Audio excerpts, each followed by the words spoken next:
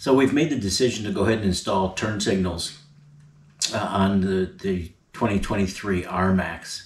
And the primary reason for that is we go on enough overlanding trips where we do a fair amount of traveling on roads that we would require turn signal as opposed to hand and arm signals. So we decided to go ahead and invest the money in a turn signal kit from XTC Power Products. And I've seen online where a number of guys have made their own kits, if you were, because there was a cost savings for them. I went with the plug and play system just for the ease of installation, and because the wires were already pre-loomed, I didn't have to worry about putting a loom on the wires independently and then splicing into the wires once we got to the tail lights or to the headlights. Now I did vary one thing. Instead of using the round discs that come with the XTC kit, I went ahead and ordered LED strips that I glued into the daytime running light housings. And I'll show you that as we start that installation process. Let's take a look at what's in the kit.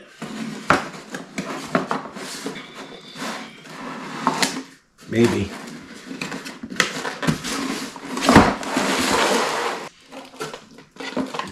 So these are the discs that I was talking about, the turn signal discs. Now, as I understand it, the kit itself comes with one for the left, one for the right, but you can add additional lights if you so chose to do so.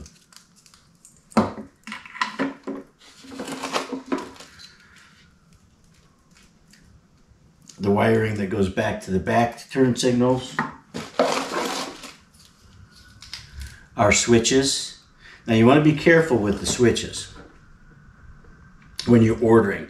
They have a specified RMAX kit, but the switches run vertical. I really didn't want to run my switches vertical. I wanted to be able to run them horizontal as a more natural feeling, going to the left for the left turn signal, going to the right for the right turn signal. And I'm going to mount them down on the center console. So there's two different kits. And the kit that I got was designated as the Wolverine kit. Your power supply that already has the plug on to go into the accessory plugs. And then the module that we mount right to the firewall, and then everything else plugs into that. Pretty basic.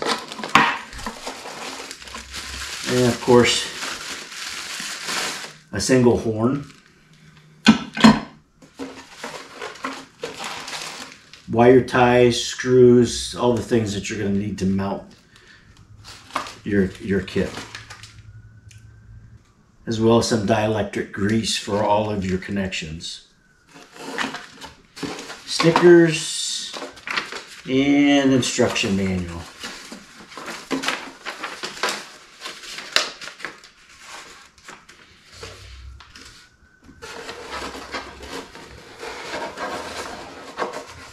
I like this too. If you don't have pre-cut holes for your switches, they send you a template so you can mount that before you cut your holes for your switches.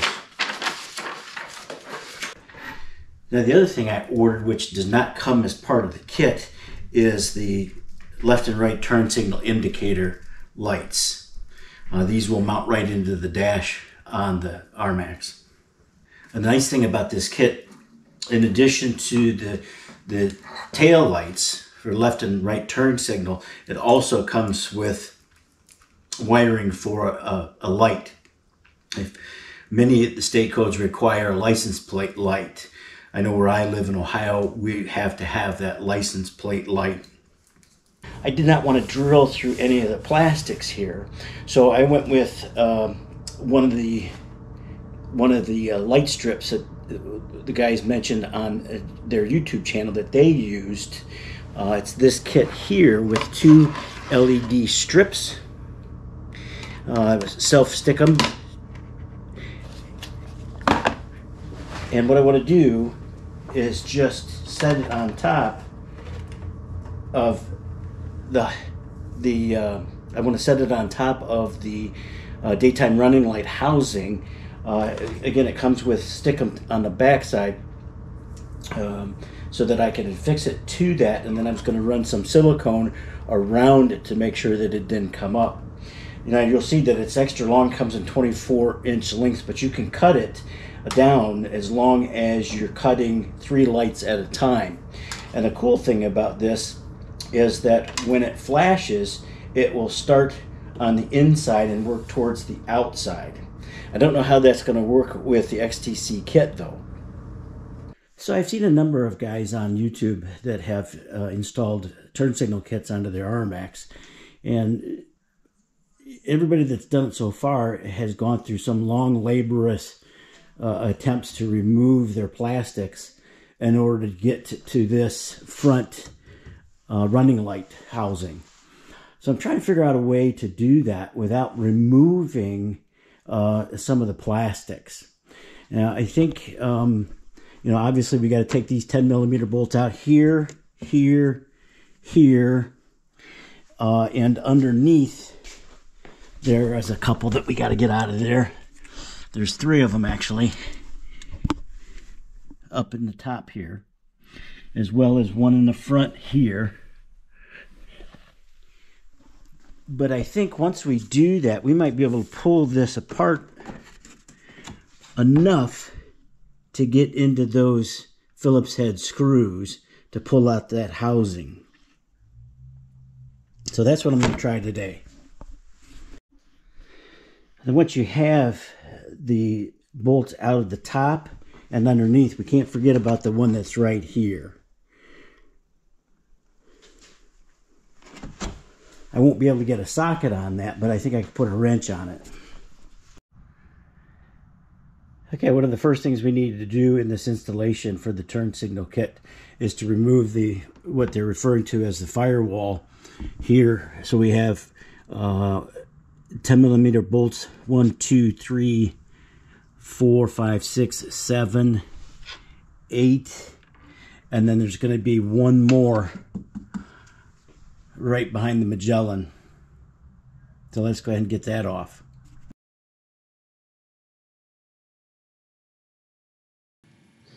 This is also where we're going to access the accessory plugs and fish wires through and into the dash area of the inside compartment.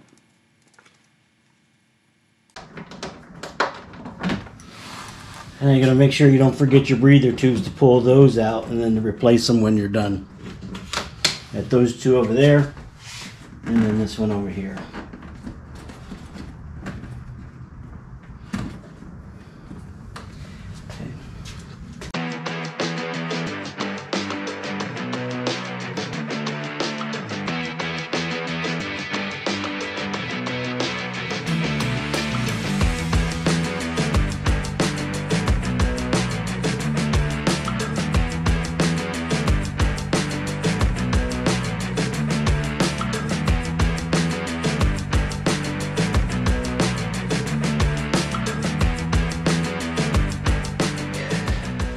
Yeah, remember that whole idea about saving some time and effort by only removing certain parts of the plastics?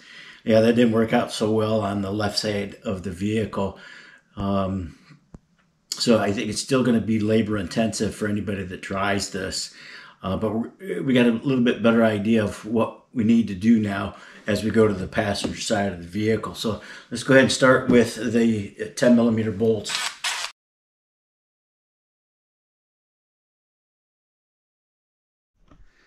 Now we're going to remove the 10mm bolts from underneath. If we can get in here with the camera.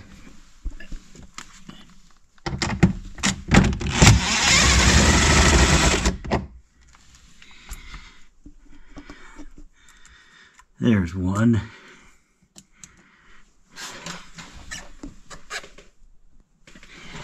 And then up underneath here,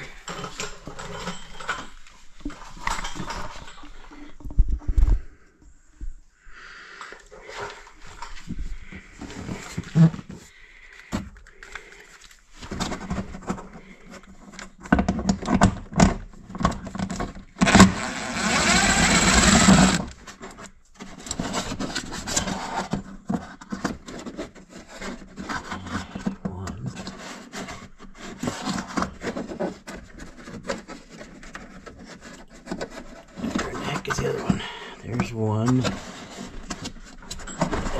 Oh, there it is.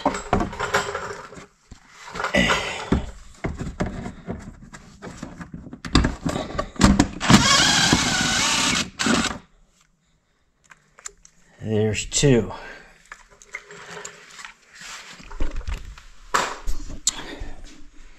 Now with those done, let's see if this pulls it far enough away so that I can get this bolt from underneath. See if we can get this bolt from underneath here now. Nope, not yet.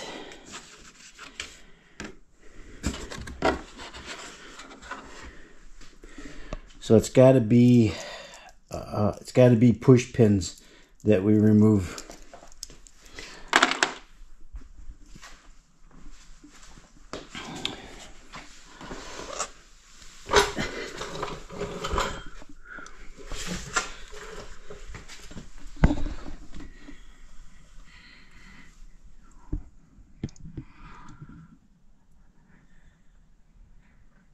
That's probably that one right there. This one right here. Probably this one right here we gotta get out of there.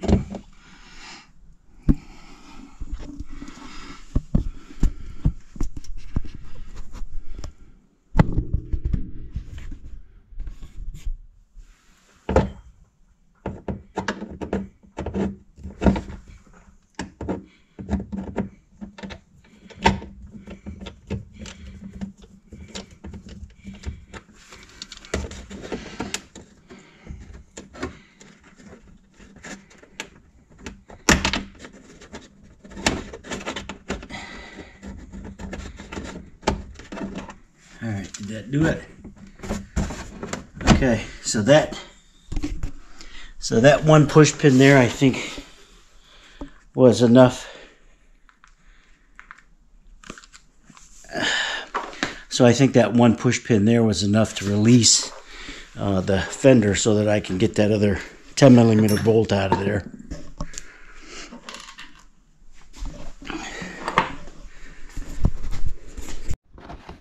So we're working on this bolt right here.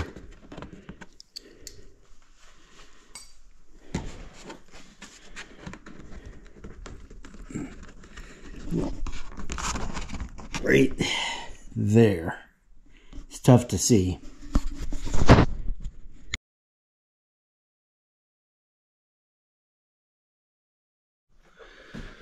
All right, I think we're gonna have to get a couple more push pins out of here. Start with that one there.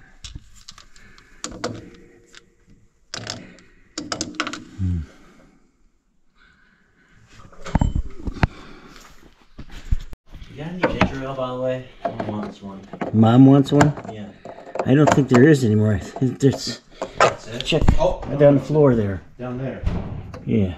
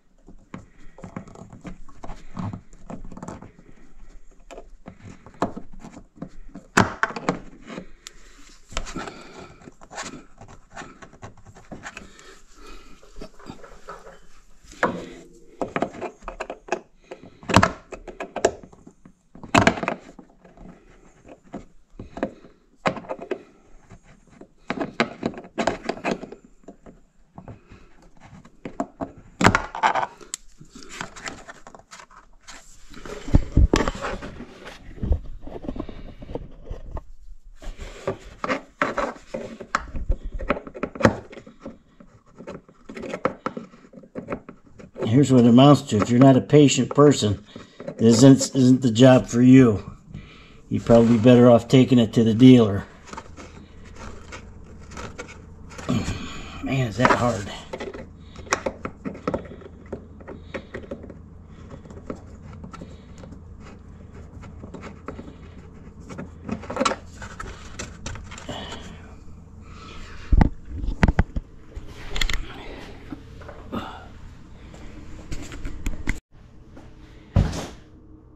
And we got these push pins right underneath here.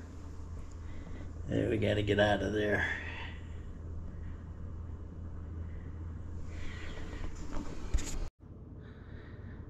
I don't think we needed those push pins from underneath there to come out.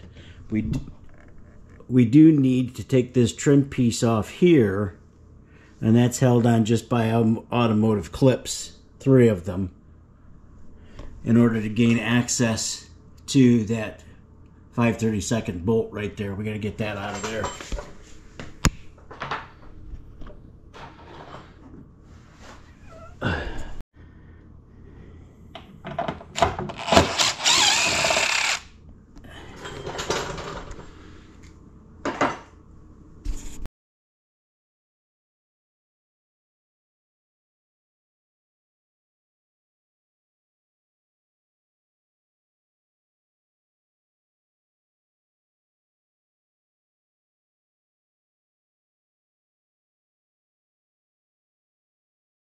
It wasn't pretty, but it got out.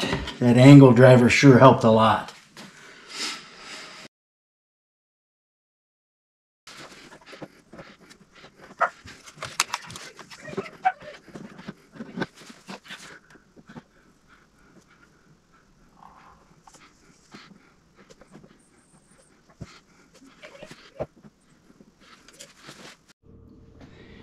Now, we're not going to need all 3 wires coming off of this LED strip. All we're going to need is the black and the yellow. The yellow is for the turn signal. The red, which we're not going to use, is for daytime running lights. Since our RMAX already has the daytime running lights, there's no need for this red wire. This one.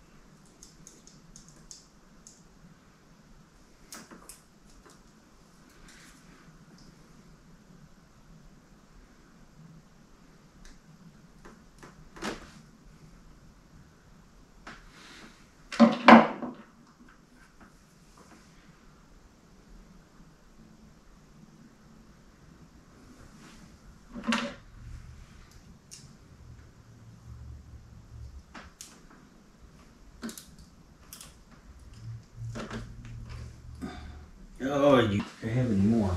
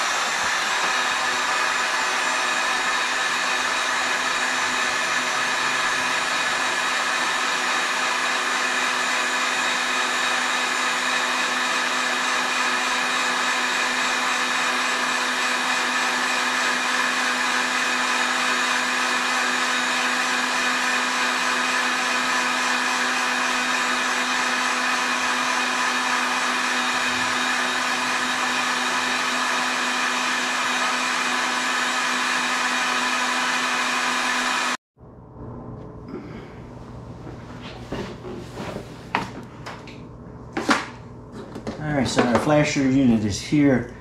Here's our power supply here. Make sure there's a fuse in there. 10 amp fuse.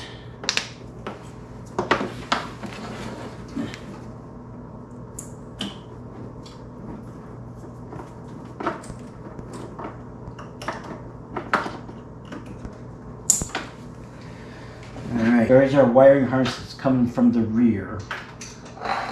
Here's our flasher unit. The rear harness gets plugged into this one.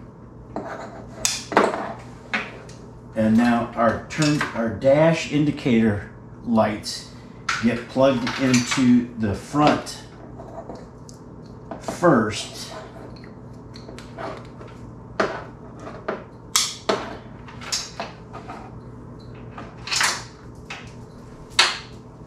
And then our front indicator lights will plug into here. Well, the fang lights came just in time to add them to the project. One of the things that I noticed about them right off the bat is the yellow wire which goes to the turn signals isn't quite long enough to reach from where it's mounted here up into the wiring harness up here. So I had to put an extension on that. So we started off with a shrink tube here and a butt connector here. On the other side, I'd already done this, and I tried just the shrinkable butt connector, but it melted this plastic around this wire when I heated it up. It's an awful thin wire, probably about 24 gauge wire, so the heat gun really tore it up when I was heating it up.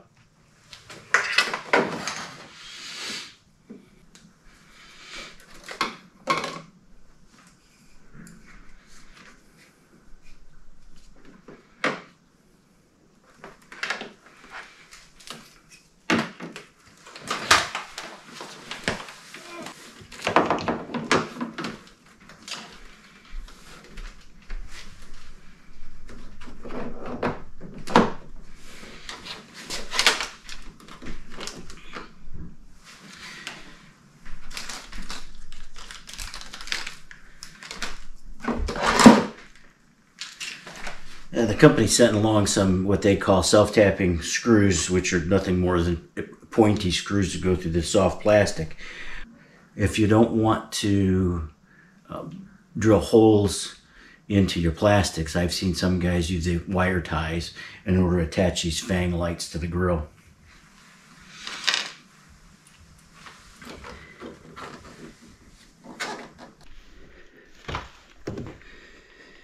I think probably the hardest part is wire tying them lines up around the oil cooler so that it doesn't touch the oil cooler. And get your hands down in there around the frame.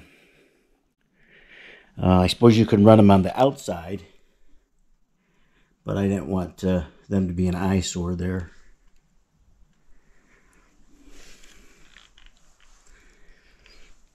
On the other side, you'll see that I was able to get wire ties down in there. You keep them away from the oil cooler. You're going to need a 12mm socket to remove the seat.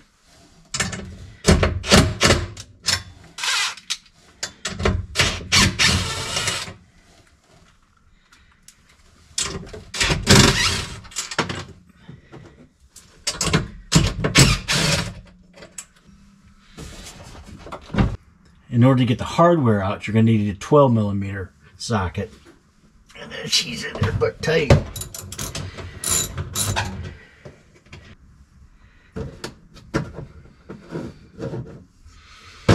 And then you have a number of push pins that you're going to have to get out of there.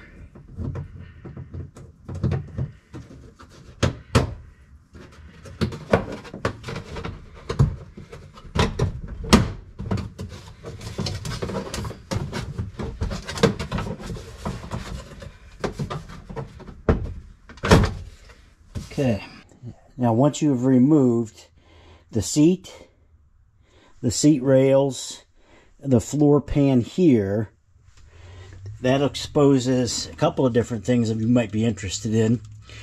They make an aftermarket plug for this. It's that seatbelt warning that you get when you go above 9 miles an hour and it slows the engine speed down. You can simply unplug that and insert the plug into that.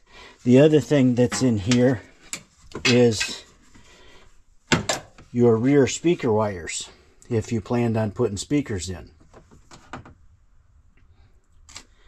So I'm going to try to run the wiring harness for the turn signals without removing the entire center console.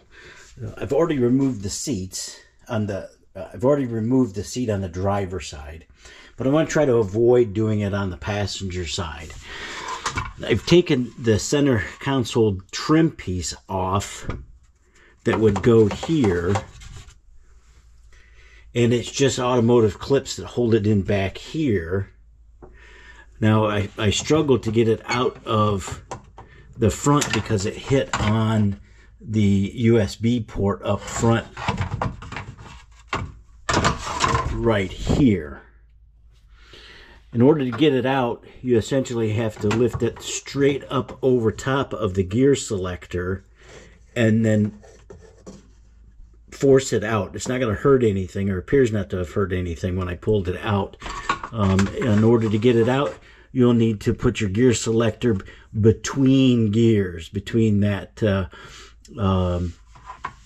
between the high and neutral, or somewhere along there. And then that opens up a cavity right there that I'm hoping I'll be able to grab a hold of my wiring.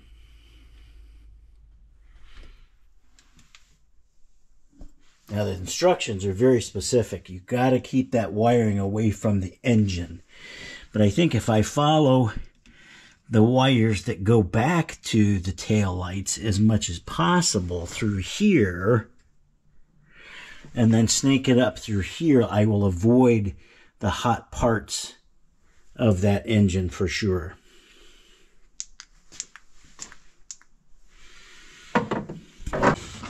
Oh yeah, all right.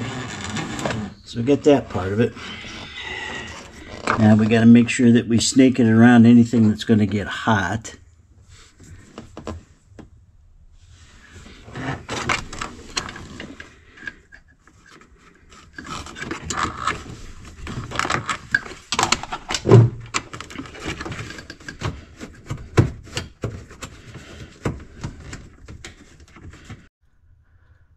So we were able to snake it along the driver's side of that center console, and now we're pulling it out from underneath the seat.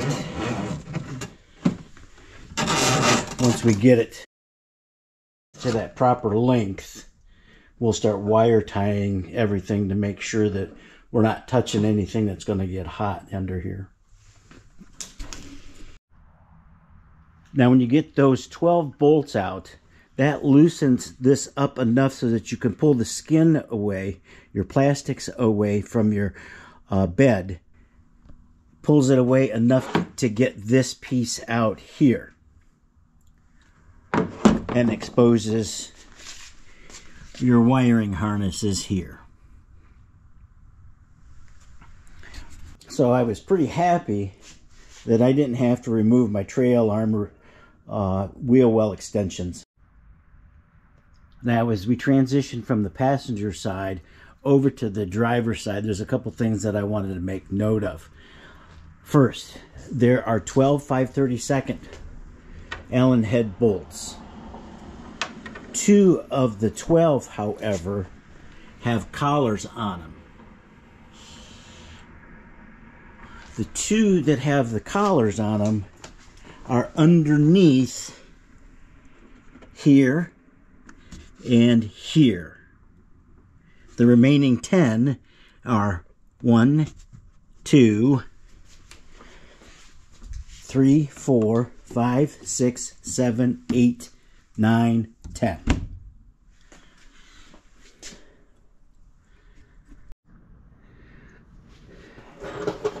We've got these 2 here.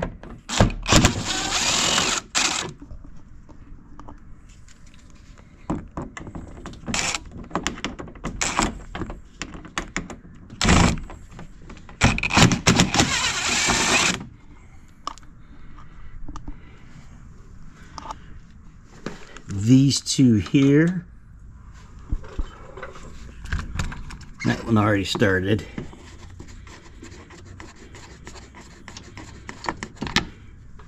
This one here underneath.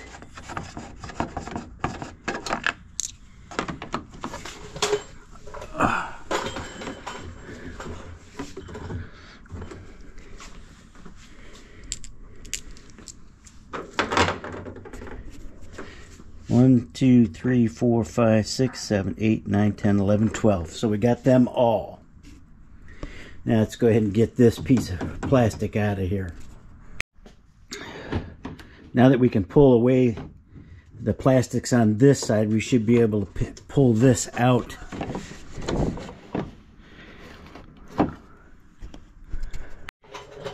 And then that exposes your wiring harness to the rear tail light.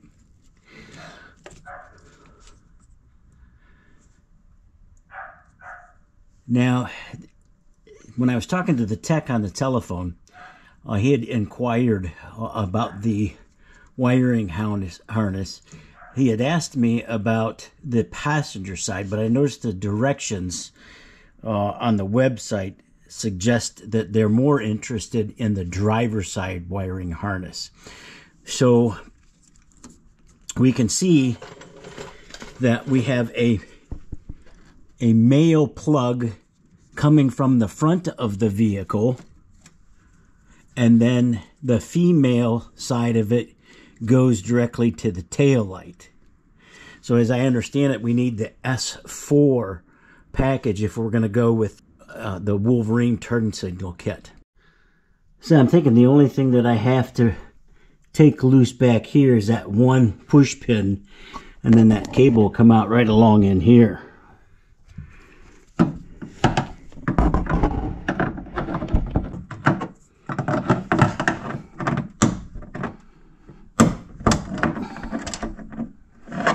Okay, here we go. We got her.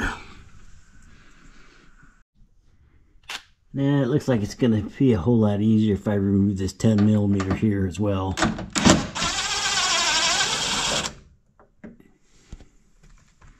Perfect. So we removed the push pin from here and then the 10mm from here, and that gave us enough clearance to get this wire out. And we're just going to run it right along here, just like the other ones.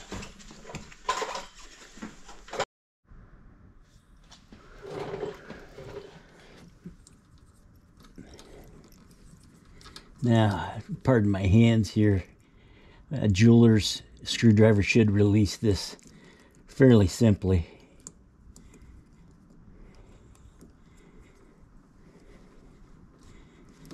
Well, maybe.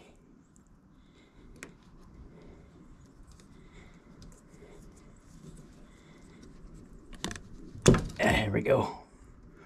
So, we've got the female end that goes to the tail light, and then the male end that goes to the front of the vehicle. So now that we got our main line running into the back, we've plugged it into the piece that goes into the tail lights.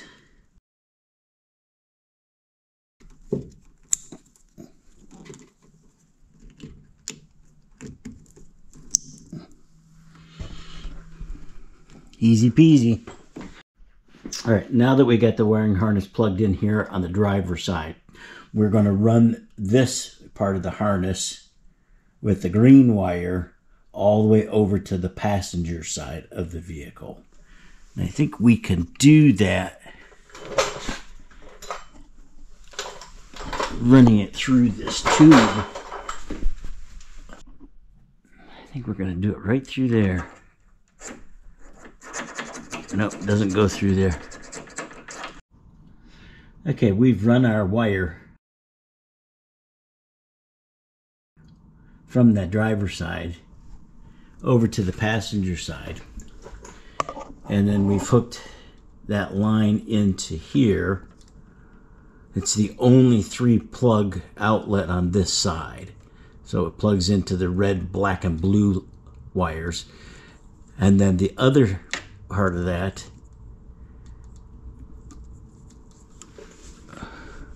plugs into here, and that then becomes the power for the license plate light. So I've run the horn switch through, and I'm going to put it into this second slot. And I'm going to fish the turn signal wire through as well. I'm sure there's a better way to do this than with a piece of wire, but this is what I had available, so that's what I grabbed. The wire I'm talking about here comes from the main system control. It's the switch harness. I failed to mention that the toggle switch does separate from its base to make installation a little bit more easy. You're never going to get that entire switch through that hole.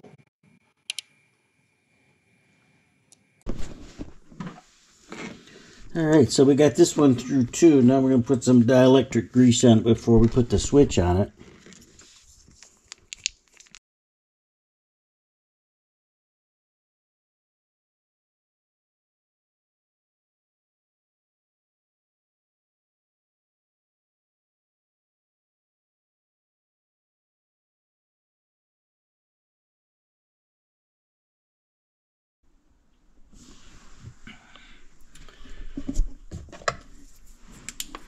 And we want to get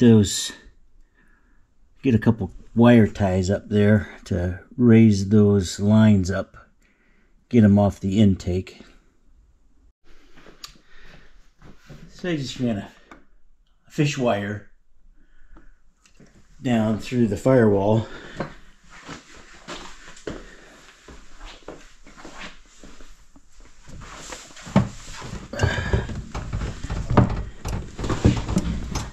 Center console area so I can attach it to this monstrosity.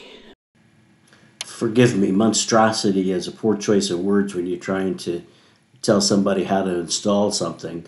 More appropriately, this is the cable that runs from the rear turn signals up through the center console, through the firewall, and ultimately plugs into the rear turn signal harness connection on the main system control box.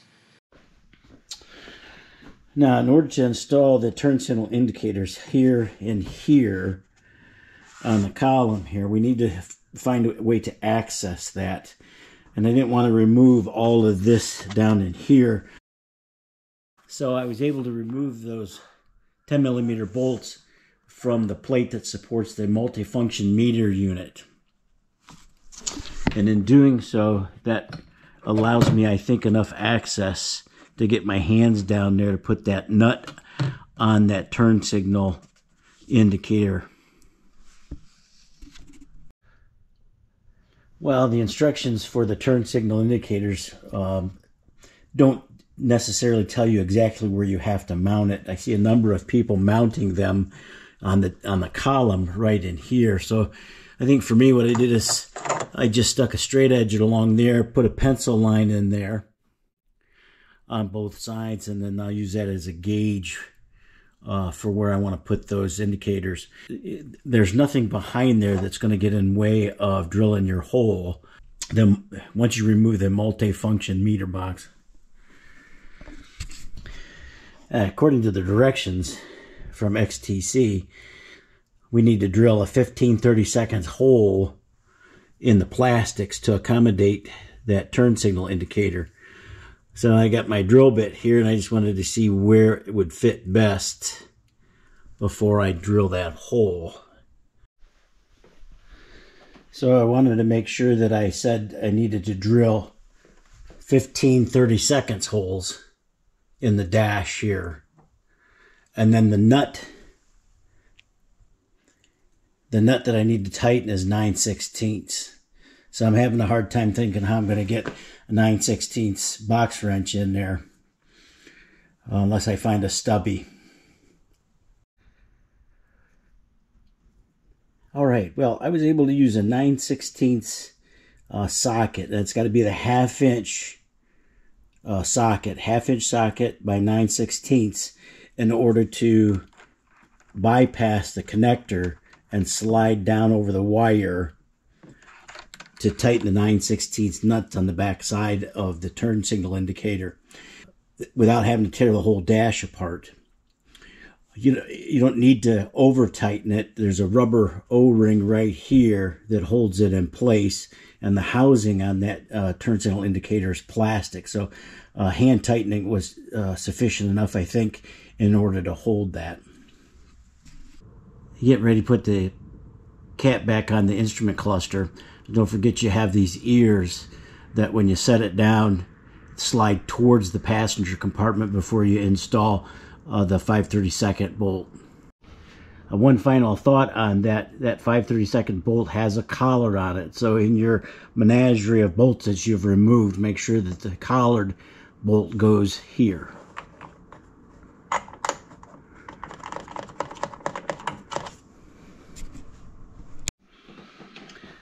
Okay, so I found that the entire turn signal kit does in fact fit behind the firewall.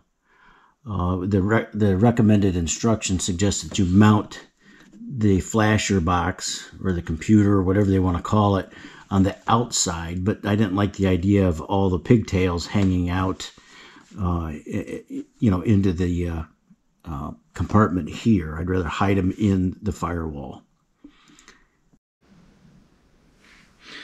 All right, we're at that stage. We're going to put that firewall back in.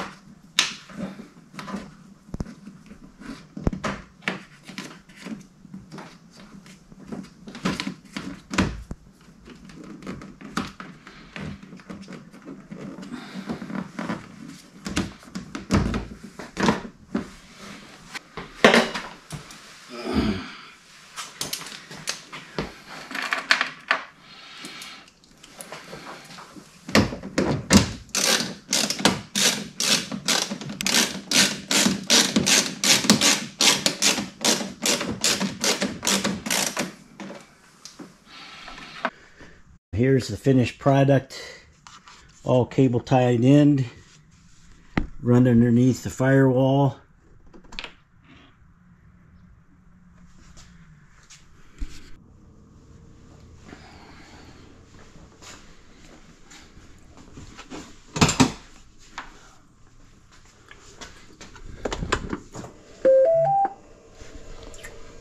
Here's our switches mounted horizontally.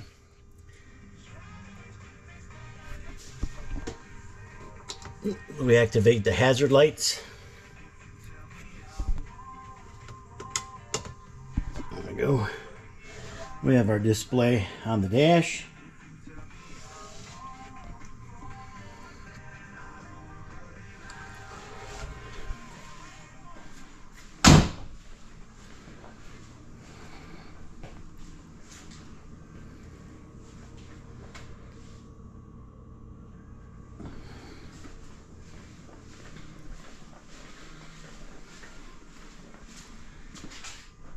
And rear. The self-canceling turn signal.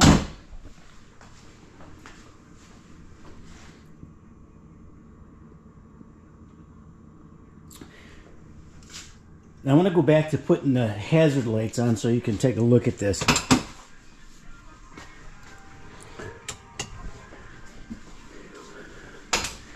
Now as I'd indicated, I had opted against using the yellow discs because I didn't want to drill into here, and I put the LED strip around the outside of the daytime running lights. Now as you can see, you have a very difficult time seeing that yellow amongst all the white. If it weren't for the fang lights, you could hardly tell that the turn signal was on. But I want to go ahead and show you what other folks have done when they have eliminated those daytime running lights. Now, just as a comparison, I went ahead and plugged the power to the daytime running light on the driver's side of the vehicle and left the passenger side plugged in. What a difference it made in terms of brightness to that yellow or that amber LED. So, you know, if you're making a decision whether or not to install this on your unit, you have to decide whether you want to drill that hole for the disc light or use the LED strip. I'm still pretty happy with the decision I made with the XTC kit. I think no matter what kit you purchase, or even if you wire this on your own, it's going to be a labor-intensive adventure, so you be prepare for it. So I really want to thank you for taking the time to watch our video here. If you have any questions or comments, don't hesitate to ask or put your comments in the comment section below. It sure helps for future content. We'll see you on the next adventure.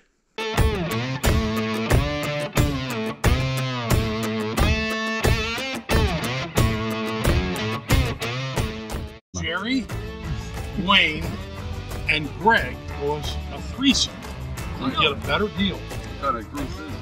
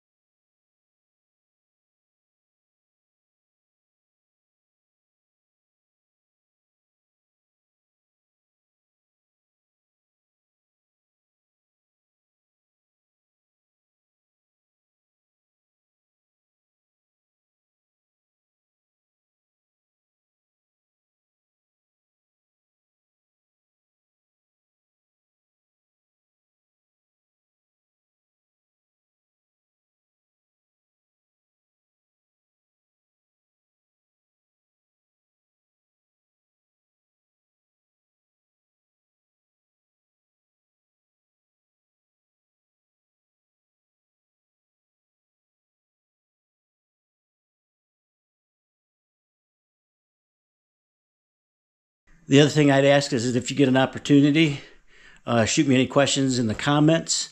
If you like what we did here, let me know. If there's any questions that you might have about our install here, let me know that. I'll try to respond right away.